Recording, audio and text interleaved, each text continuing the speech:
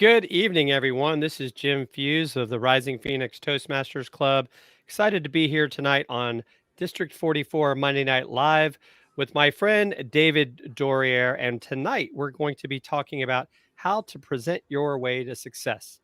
And I couldn't think of a more qualified person to be talking about that tonight than David. And so, David, why don't you tell us a little bit about yourself? I know you've got quite a history with Toastmasters, and give us an idea of what makes you tick, because you're quite an amazing person. What makes me tick? Well, thank you so much, Jim, and thank you so much for allowing me to be a part of District 44's Monday Night Podcast. And hello to all of you out there in internet world.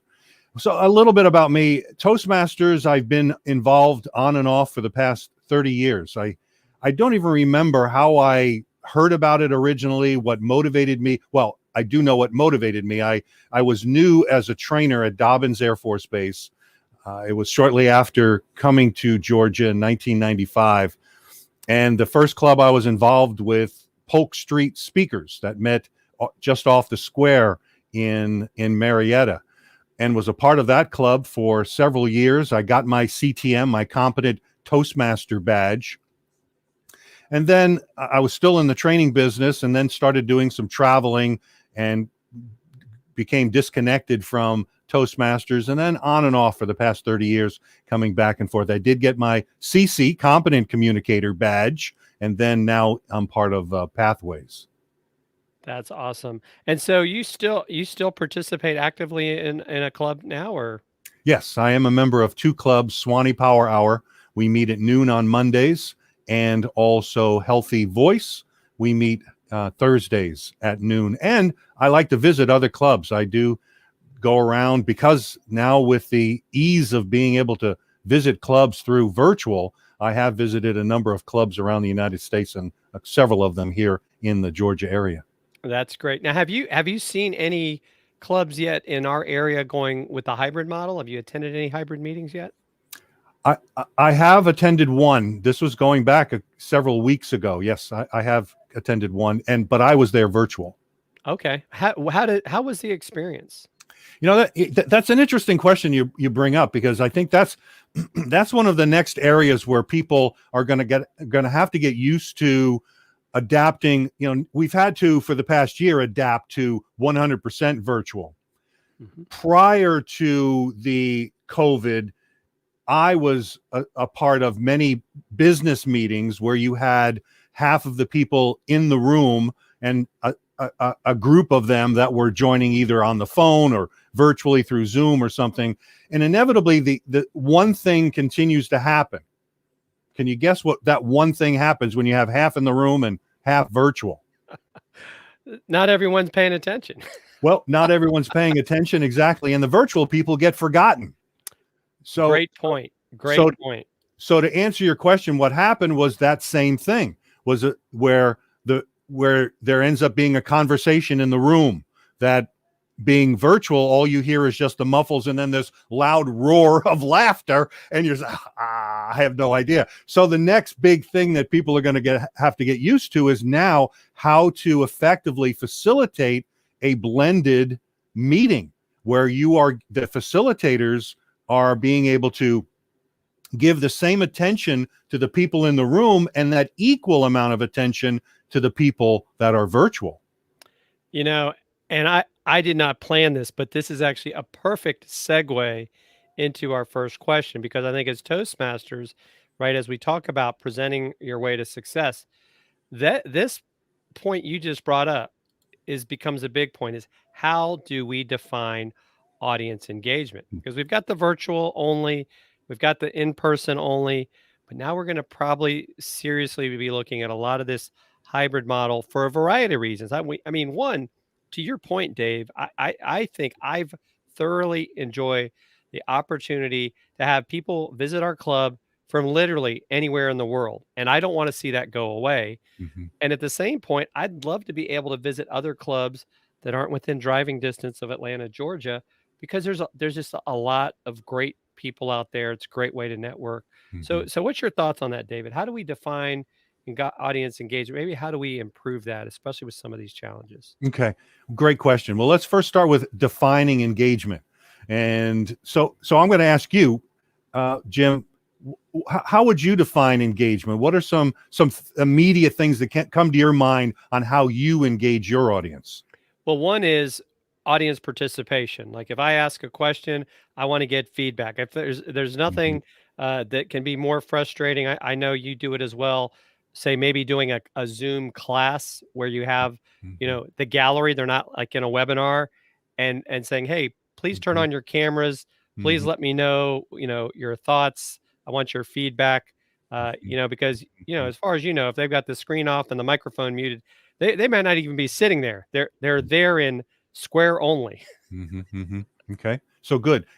Good example. A question and answer period, and also getting feedback. Either the presenter giving feedback or the uh, the uh, the participants are giving feedback as well. Both great examples. That using the chat, using a poll, different third-party applications where people can be engaged, word clouds, those types of things. All of those are great examples of engagement. But I'd like to add one additional piece to that, and that is engaging the audience in their head. Being able to present the content in such a relevant way that the audience is able to emotionally be connected to that content. For example, in a software application, my background has been training. I did a lot of technical skills when I was in the Air Force training, but I also did software. So as a trainer, I need to come up with relevant examples, relevant stories on how this audience is going to be able to use this software in their daily life where it's going to be of a value to them.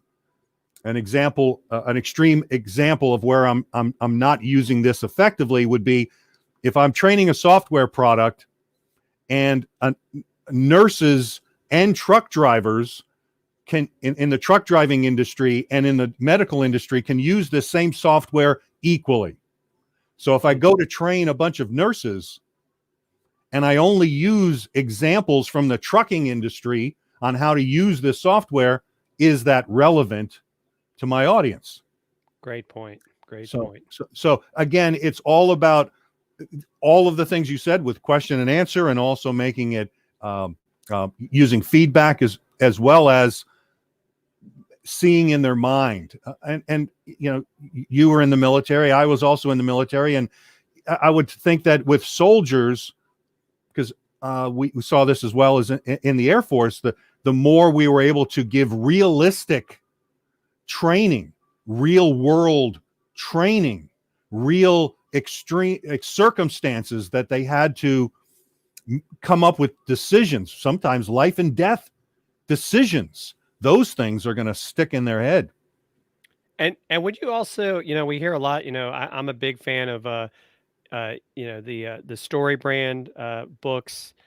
Do you think that that's important as well as having a story to create engagement? Certainly, there's a million and one ways to do it. As the key to anything is it has to be relevant. Uh, Certainly, the structure of it has to be correct as well. But definitely stories, people relate to the stories. They'll visualize the characters in their head. They'll see the character wherever that story is leading them. Yes, definitely. Right. And so as Toastmasters, even when we're going through our pathways and we think about the different projects that we do along that journey, maybe not everyone, but I know quite a few people, whether they want to be a accredited speaker, distinguished Toastmaster. What is the difference or the similarities, David, between a facilitator, a presenter, and a trainer? Wow, another great question. I think that there's more similarities than there are differences. I think that there's also people's perceptions about each of them. I One of the perceptions I learned about a facilitator. To me, a facilitator and a trainer and a presenter are the same person, or are using the same principles. Whereas I asked that question to a group of people, their definition of a facilitator, and the majority of them came back saying that it was someone who was mediating a meeting, Mm, or I'm using the word facilitating, but to me, the facilitator is well, in their definition, the facilitator was someone disconnected from the group, but was facilitating them to an objective of some sort. But to me, the trainer does exactly the same thing. I use the same principles when I'm in a classroom. What's important for me is having my audience discover the solution, discover the problem. The presenter, in a way, now here you may have the keynote speaker as the presenter. They may not be training something, but still they're creating a story. They're creating a path that they're bringing their audience down to get to a conclusion of some sort. right. So to me, I would say that all of them are using the same principles, but they could be called three different things. And do you think that sometimes maybe in our minds too, we look at the maybe the quote unquote, if you want to call it, level of expertise as those three as being different, where maybe in some aspects the trainer is maybe considered the expert, and the presenter, it maybe not so much, but still that, and maybe and sometimes the facilitator is like you said. I think sometimes people look like, oh, I'm facilitating this, but they're not necessarily thinking like, well, no, actually you're guiding and you're presenting in its own Mhm. in your own right. Mhm. So the perception that folks in each of these positions that they're perceived as experts, is that the question? Well, do you think like a different level of expertise? I guess I would say. That's an interesting question, because as the trainer, let's focus on the participants, their perception of the trainer is that they are the expert. Eh, That, but I would say that the trainer has to have some expertise in the subject matter. But I think yes, they have to have expertise. They don't. I don't think they need to be an expert, but they need to have enough knowledge of the product, of the subject matter. But I think what's most important is understand facilitation skills. I like to use the 70-30 rule, or at least try to get as close as I can to 70-30. In this case, 70% of the time, I want the participants engaged. Now, we'll come back to that in a minute and talk about 9 million ways that you can engage them. And 30% of the time, it's me talking or me facilitating them through the process. So at times, there were things that I was training, or we were getting into areas of the training that I feel that I was not an expert. But I may have had people in the room that were participants that had some basic knowledge of some of these other processes or other topics. So as a facilitator, I was able to analyze my audience, understand their knowledge level, understand their expertise, understand where they didn't have expertise. So when it came to these times, now my facilitation skills kick in, and now I start tapping in and asking questions and getting those experts in the room to start guiding us through the process. So I hope I answered your question. No, you did, and I guess maybe to take this a step further. So as Toastmasters say in our weekly meetings, especially if you're like one of the speakers, um, where do you think that maybe like should we maybe look at ourselves as a presenter, maybe more so than a trainer or facilitator, and also how would you recommend people go about, I guess, developing that skill set? I know you actually have a great course that I was fortunate to take with several others for the district to be able to do like lunch and learns and other training. What's your thoughts there? So as far as of using these skills, if we can take facilitation skills and move them into a Toastmaster that's doing a presentation. Excellent question. I think the one underlying similarity between the facilitator, the presenter, and the trainer is engagement. And each of them may have different objectives, but to get to our objective, let's focus on the presenter. To get to the objective, I need to engage my audience. I want to make sure that when I get to the very end, that they're still with me. I visualize a presentation like a group of people, my audience, I'm getting them, we're going to get on a train. So in any presentation, whether it's facilitating, if you're presenting, or if you're doing training, you have to set the stage.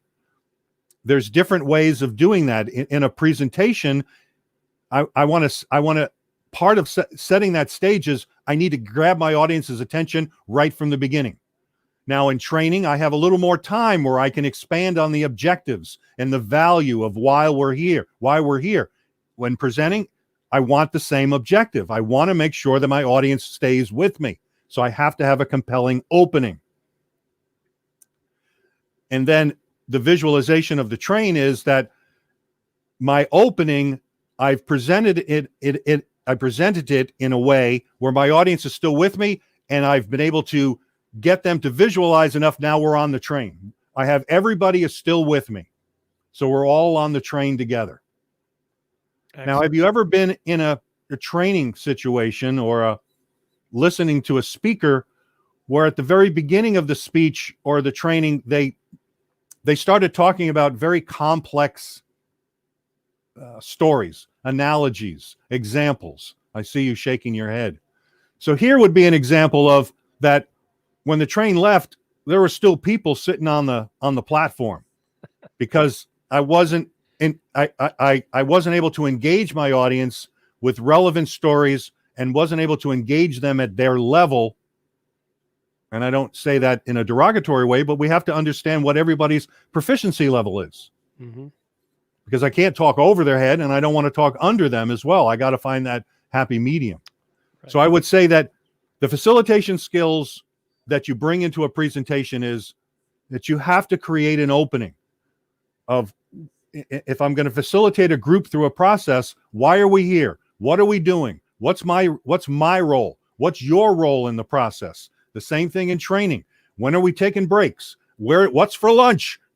Sometimes the lunch is the most important part of the whole day. Yeah, it is. I think that's the biggest thing I miss from training people face to face is the lunch. Right. Well, and especially in the military, right? Don't mess with our lunch. Don't mess with the lunch. Now, I've got to digress for a second and tell you a story. I've used this example a lot when it comes to facilitating a class. Have you ever been to a class where the instructor said, "All right, we're going to go to lunch in a minute, but are there any questions?" And then there's that one guy that asks a question. Yeah. So, as soon as the guy says, "We're going to lunch in a minute, are there any questions?" What's going through your mind? Nobody ask any questions. Nobody ask a question. So we had an instructor, he'll go nameless. It was over here at Dobbins, and he would use that technique quite a bit. All right, looks like it's the end of the day, but let me cover this one more subject. Let me cover this one more thing. I know it's 4:30, but that would just drive me mad. I can so relate to that, David. Yeah, I don't know how I got on that tangent. But that's good. So that leads us to the next question. What are 3 skills that all presenters must master to be engaging, since we've been on this topic of engagement? That's a great question. The 3 of them are understanding your stage, pausing, and vocal variety. I think now the stage, there's a huge asterisk next to this because there are a lot of pieces that go into the stage. I've had a number of years where I've been a part of networking groups, and when we were face-to-face, I'm still a part now, it's all virtual, but when we were face-to-face, folks that were, a lot of these networking groups, usually a member or two every month or every meeting would have a chance to do their 6-minute or 10-minute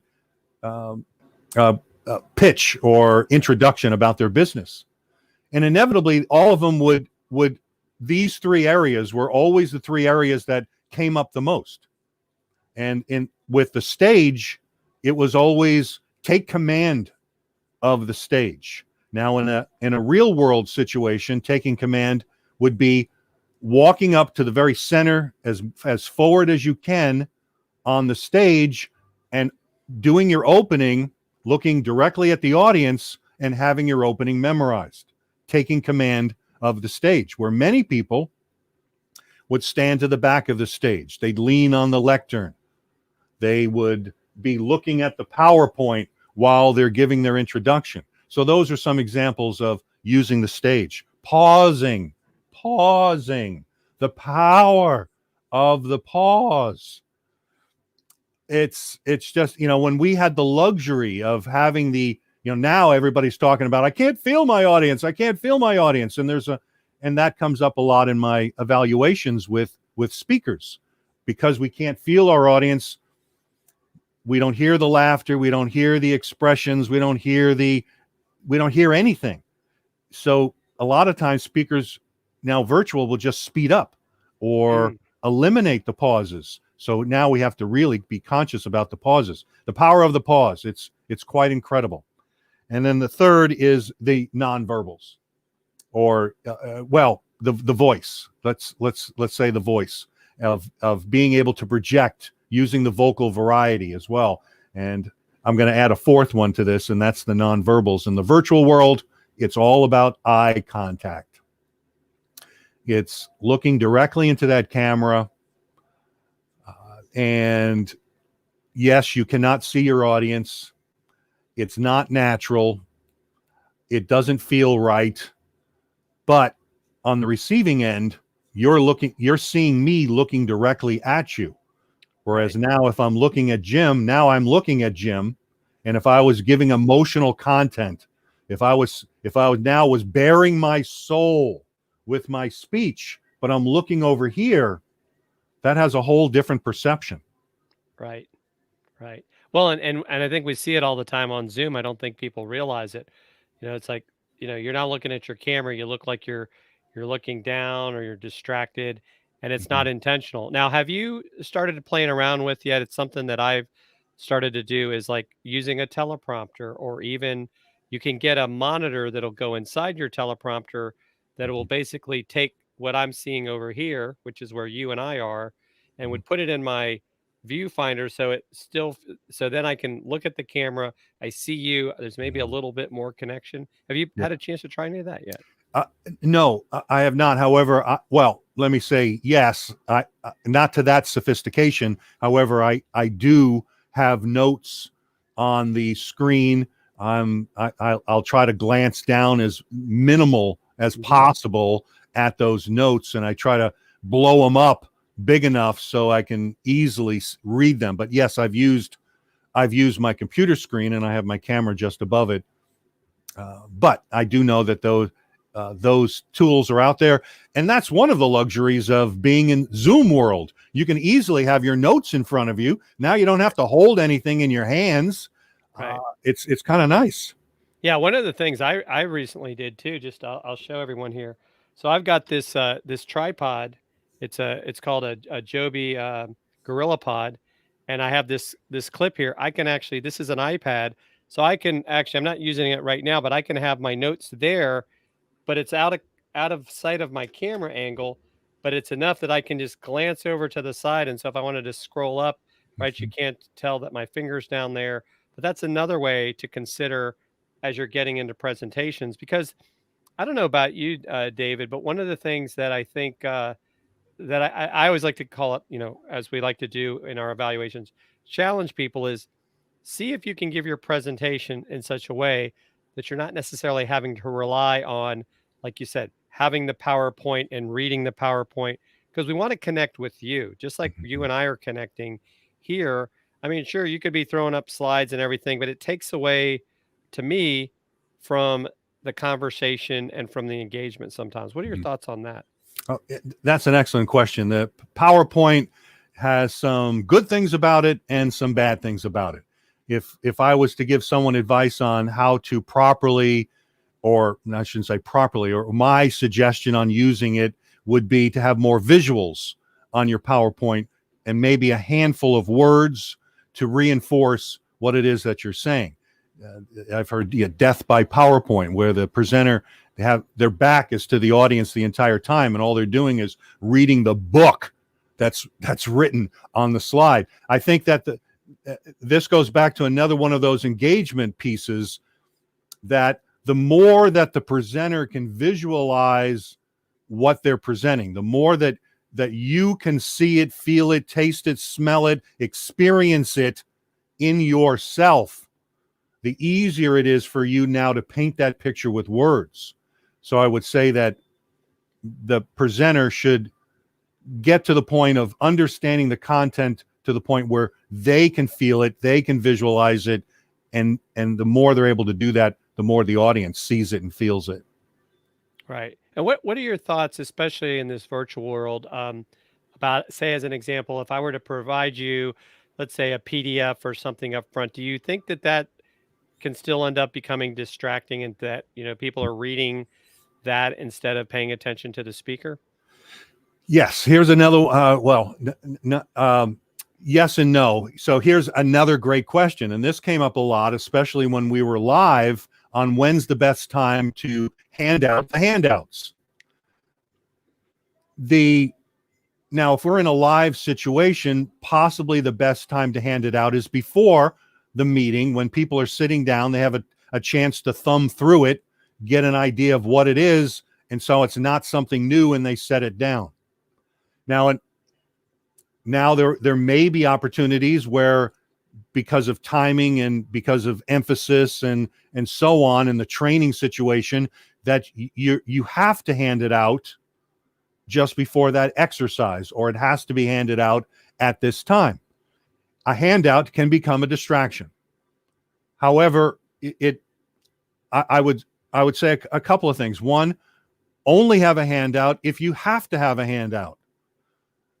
And you as the presenter, you need to facilitate the working around that handout in a way that it's going to keep the focus on you.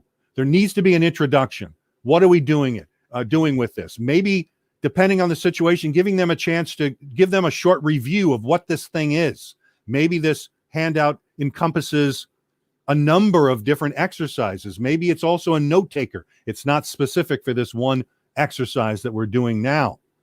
So let's say that you've had time now you've had this thing. So I've given you an introduction. I've let you thumb through it a little bit.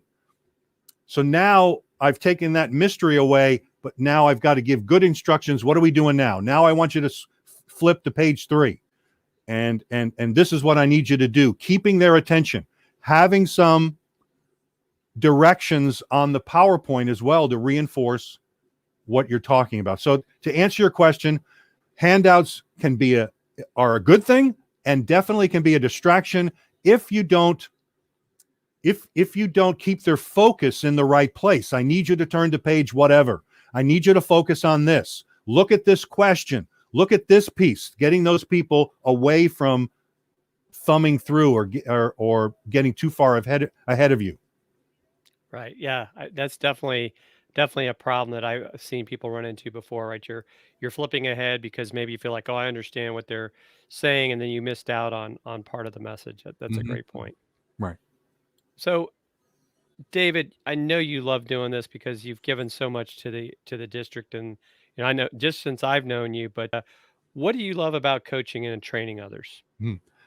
That's a great question. I've had a unique opportunity to ask this same question to several hundred trainers. That's been a lot of my career, has been training trainers to train, or training subject matter experts to train. And I've asked them the same question. What is it about training that you love? And I always get the same response, and it's my response as well. It's the aha of, and I get the goosebumps just thinking about it, that being in that classroom, facilitating the classroom, and there's that shift, that aha, I got it. I see the value. One example of this, I'll use an extreme example of one of the things, using proper facilitation skills, we have to show the value to the audience. There have been times that I've gone in to train a software product where the 12 or so people that are in the room, none of them want to learn this new software. All of them work for the same company. all of them feel the same way, that this new software is going to take our job away. Right. So now my job as a facilitator is to facilitate the conversation in a way where everyone in the group now starts to see the value. They get the aha. Now that's one example of the aha. The other is to say, I have a group of people that want to learn. Maybe they're struggling. They're having a tough time of some of my stories. Maybe I've told it in a way that was a little too complex. So now I have to tell it in a different way. And now they got it. So there are that aha factor. That's awesome. Yeah, I know for myself, I'm like you. It's not only enjoying seeing people get it, but also, especially when you work with small businesses, seeing them start to have success because of the training that you were able to provide them to kind of get them to Mhm. that next step. I think that's, and I think, especially, right, it's kind of like with the kids and coaching sports teams, like when you see people work, because you're not actually doing the work yourself, right? You're just coaching them along. Right. When you see that, yeah, I definitely agree. That's a great great way to look at that. Now, one part of my coaching that I do a lot of the work, and that's when the speaker says, well, I need a PowerPoint, or the speaker says, I need some training materials. I need a lesson plan. So in those areas, yes, the person that I'm coaching does a lot of the work by giving me an outline, by giving me a basic premise of what their vision is of that PowerPoint, colors, and so on. But then that's where my instructional design background comes into play, where now I'm putting the PowerPoint together for them, or the lesson plan, or the manual, or the quick reference card, or other supplemental materials. Right. Now are you going to be doing another class soon in the district to help people learn how to actually do a great job of training? Yes, I think that's coming up. Excuse me, I need to look away for a moment and my calendar. I think that's coming up next week. Oh, we can edit this out, right? Oh no, This we're is, live, but that's okay. we're live. The Train the Trainer, that's coming up next week, Tuesday evening on the 6th. And I'm pretty sure it's advertised on the District 44 website. Awesome. Yeah, definitely check that out if you're interested. I mean, even if you don't want to do something in the district, it is well worth the time. Like I said, I got a lot out of the class that you and Sandy gave to us over. I think it was a couple days, but it was not all day long, folks. So don't Yeah. get scared. But it was well worth it, and Yeah, definitely appreciated that. I think do we have 2 3-hour sessions, or 2 3.5-hour sessions? Now, I have to say, I'm glad you brought that up, because the same skills that a trainer would use in the classroom or virtually, those same facilitation skills can be used by managers, by anyone running a meeting. A salesperson can also use these same facilitation skills. The more that I trained trainers to train, the more I saw that these same facilitation skills can be used by all presenters. And they're also good when it comes time to write your material as well. So do we have time to focus on one of those one of Sure. those facilitation skills? If you've got time, I've got time, David. All right. So the one that I want to focus on is the principle of, let's go with the principle of complexity, because I feel that this is an area where a lot of subject matter experts have problems. I'm the same way. As subject matter experts, we have an enormous amount of information in our head about our topic. We know our topic inside, outside, upside down, in our sleep. We can give a presentation or we could tell folks about our product. Now, the principle of complexity, I did talk about this a little bit earlier, but I didn't give it a name, where I talked about where a presenter immediately started giving very complex analogies, complex stories, complex examples. So to think about the principle of complexity, I like to visualize a swimming pool. On one end of the pool, you have the deep end of the pool, and on the other end of the pool, you have the shallow end of the pool. As presenters, what we have to take into account is what's the level of knowledge my audience has of this product or story or whatever it is now. What is their current level of knowledge? Are they experts? Well, great. If they're all experts, then we can immediately dive into the deep end of the pool. Are some of them experts? Some of them are novice? Well, now we may need to start closer to the middle of the pool, depending on how novice those people are. Or is everybody in the room, nobody in this room knows nothing about this subject, like young recruits that come into the military, fresh off the street. I can still visualize my first day, August 18th, 1976, getting the crew cut and everything else. Again, we have to be all molded. We can't just be thrown into a situation where we're having to fight for our lives and understand how to use an M16 properly. We have to be trained for that slowly, how to take it apart, how to take apart the gun, put it back together again, how to do simple field maneuvers and so on and so forth. Practice them. It's that same type of thing. So here we're looking at one of the principles of engagement. It's also a principle of adult learning, a principle of complexity, starting where your audience is, and then as the audience continues to learn, then you get closer and closer to the deep end of the pool.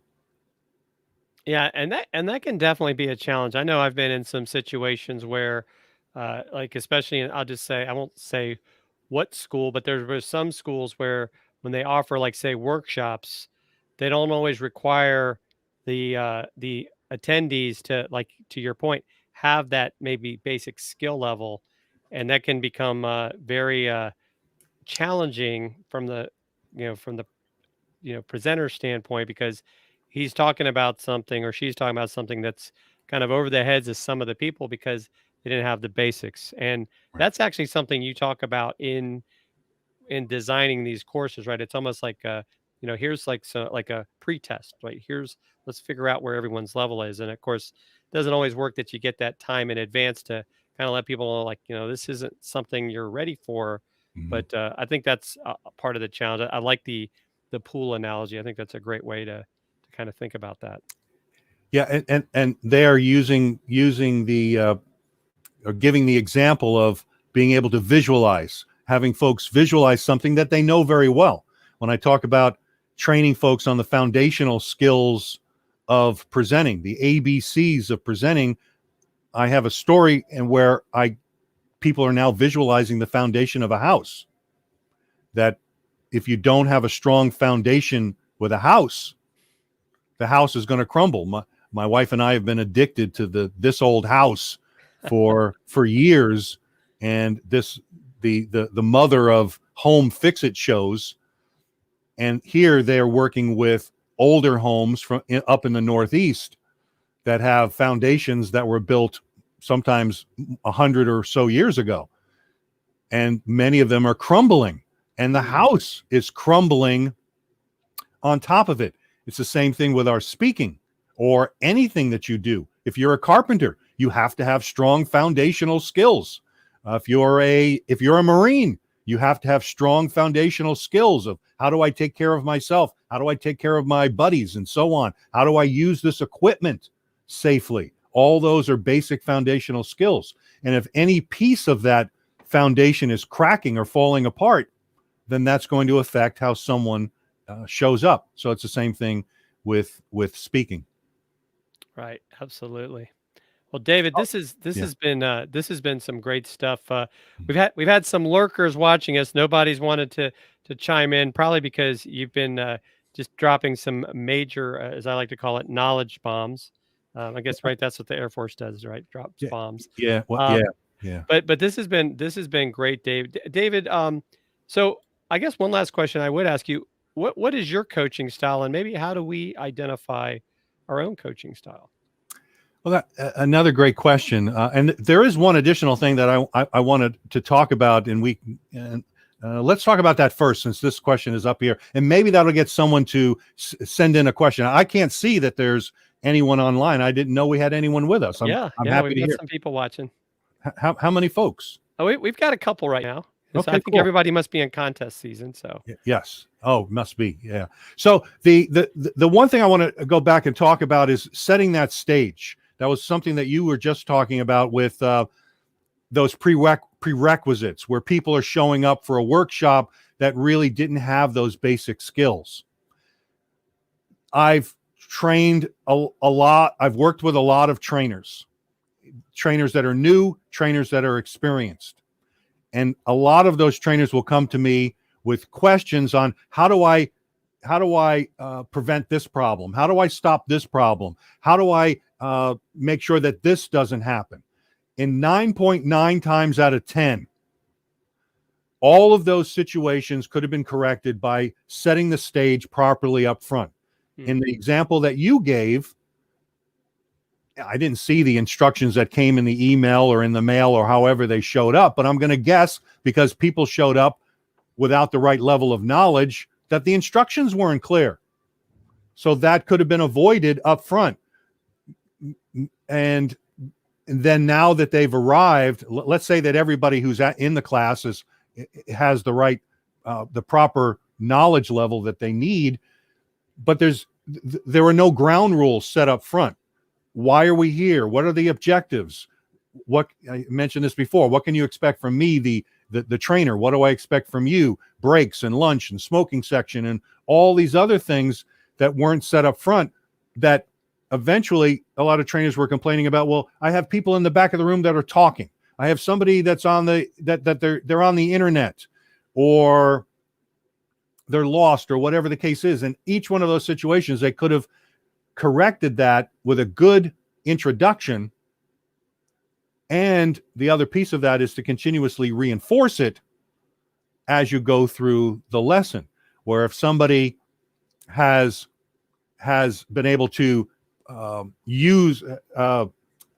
been able to demonstrate some of the things you talked about, where of engaging and so on, thank them for it. Thank them for that participation. Thank you for asking that question, or how any other ways that people are demonstrating some of the ground rules that you set up front. Recognize those throughout the presentation. Also recognize when people aren't using them. One last thing on that. Another way of getting buy-in from your audience is to get your audience to set the ground rules.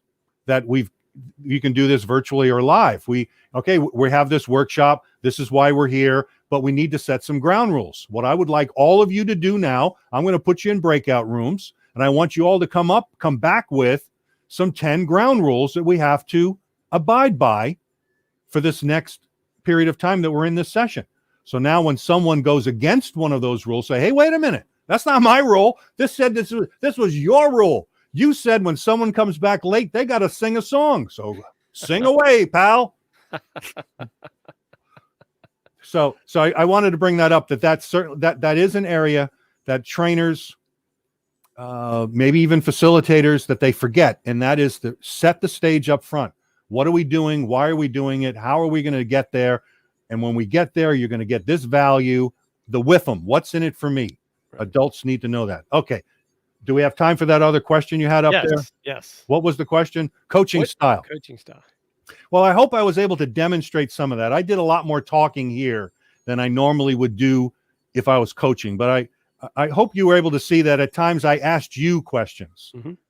And I like to try to, as best as I can, to get to that 70-30 through not only in my training, but also in my coaching, where it's you talking about your feelings around something. You know, an example of, if you and I were talking about creating a speech, I would start off with, what's your objective?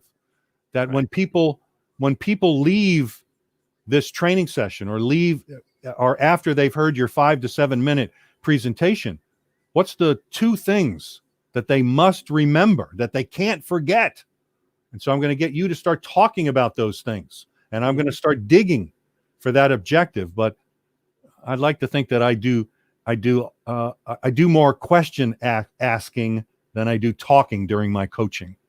I like that. That makes a lot of sense. I mean, because you're trying to pull it out of the person, like, what's up here, right? Let's get it out on paper. And you, with your instructional design background, are able to kind of like help them put that, because you think about it, right? Sometimes, right? A great example, Toastmasters 5 to 7 minute speech. You can't be talking about 10 things. People aren't going to retain that. You got Yeah. to, like you said, get it down to like what's the main thing and maybe two or three things that support that. Because that's all you're going to have time for, or Mhm. people will like, they're lost. They have like, it's like Yeah. rushing through, right? You got to have that pause. Yeah, and they start bringing in all these characters and all these places and all these things, and it's just I have no idea where you're going. And I think the other area, along with what you're talking about, I think where people can can benefit with their presentations is if you are going to talk about a person, talk a little bit more about that person. What were they wearing? Their favorite color. I always loved it when Jim came over because he always brought over this bottle of wine. This bottle, it was always white. It was always a Riesling, and it was always from Germany. And the taste of this wine, it always was so sweet. So again, here I'm describing you in a way. Hmm. Maybe I'm giving people a visual that he's a great guy who brings over wine. People may have seen the bottle. I would have given more pauses as I go through that, talking about their car. Man, I love this car. It had some of the shiniest wheels I've ever seen on any car in my life, and it was the reddest red you can imagine. I think it was even redder than Santa's suit. But yeah, I mean, just by you saying that, I can visualize, Mhm, I start to get a picture in my mind of that. That's a mhm. great example. Okay. All right. Yeah. I know we're in 47 minutes. I've loved this. I Oh, enjoyed this a yeah, lot. absolutely. Well, I'll have to have you back, and we'll talk about some other stuff. So David, the website probably the best place for people to connect with you. On my website, yes, and you'll find links to my LinkedIn page. Please reach out and connect with me on LinkedIn. I usually, not usually, I'll always set up or I'll send out a link to all my new connections where we can set up a time to just talk one-on-one.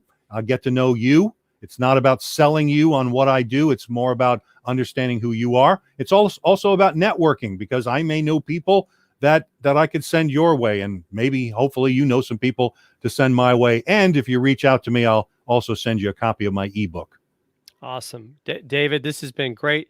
Thank you so much for all of those that watched live today. Thank you. And if you're watching on replay, drop a comment. Let us know what you've learned or what would you like to learn from David. And don't forget, check out the district website on April 6th. There'll be another course kicked off with David. And is Sandy helping you again this Yes, time? Sandy and I both will be Yeah. facilitating That, both those dates. It'll be a Tuesday and then the following Saturday morning.